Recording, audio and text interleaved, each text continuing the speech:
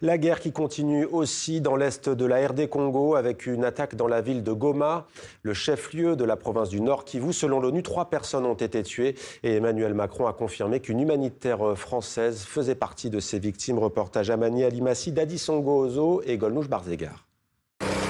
C'est une vidéo amateur de 24 secondes, filmée juste après l'attaque dans la nuit de mardi à mercredi dans le quartier de Katindo à Goma, alors que les hommes du M23 arrivent sur place. Quelques heures plus tard, de la fumée s'élève encore du toit de la bâtisse en partie endommagée par l'attaque. Alors que les secours s'activent sur place, des responsables civils et militaires de l'Alliance Fleuve Congo M23 inspectent les dégâts.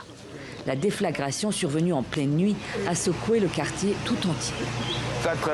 À 4 heures du matin, on a entendu une première explosion, comme si quelque chose était tombé dans le lac.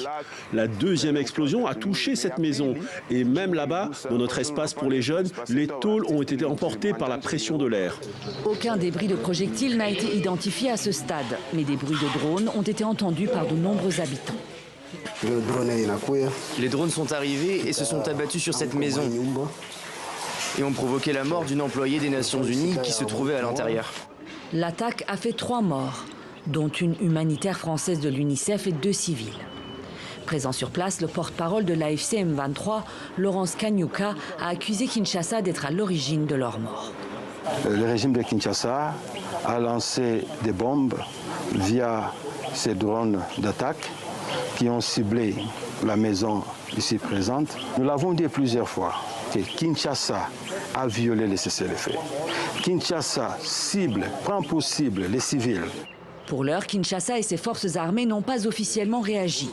Quant aux forces d'autodéfense Wazalendo, elles reconnaissent des actions militaires dans la zone sans revendiquer cette attaque. Nous nous sommes organisés à partir du parc de Virunga pour reprendre la ville de Goma. Et au moment où je vous parle, nous sommes déjà à Nyiragongo, à quelques kilomètres de la ville de Goma. C'est la raison de ce bombardement. Et notre cible n'est que les cibles seulement militaires. Nous ne ciblons que les militaires rwandais et leurs alliés de AFC M23. Dans le conflit dans l'est de la RDC, le M23, tout comme les forces armées congolaises, utilisent des drones.